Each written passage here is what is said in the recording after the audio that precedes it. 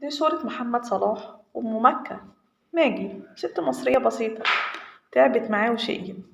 قعدت فترة كبيرة في حالة بسيطة زي أي حد. بدايتهم كانت بسيطة خالص، اجتهد واشتغل على نفسه وهي ساعدته. عشان كده مش كل الرجالة اللي بتقدر وبتفرق قد ايه الست تعبت معاه سنين واستحملته، وكان بسيط خالص وبعدين كبر، وكانت هي السند، وكانت بتحفزه في عز ما كان حد واقف معاه. كانت بتحفزه بس عشان عايزاه هو متفوق، مش عايزة مصلحة منه، كانت عايزة تشوفه فوق. ربنا يبارك لك يا صلاح، ربنا يبارك لك يا أم ماجي، ربنا يبارك لك في زوجتك لأن هي زوجة نعمة الزوجة.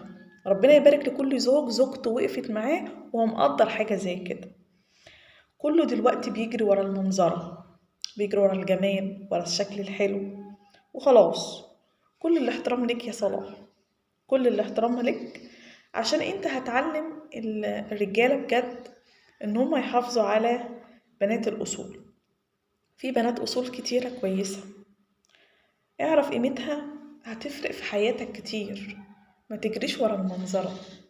ربنا يبارك لك يا صلاح، عشان مراتك حفزتك للأحسن واستحملتك وهي بنت أصول، وهي في الأول وفي الآخر ست المصرية اللي كلنا هي الست دي في حياتنا مع أولادنا ومع أزواجنا.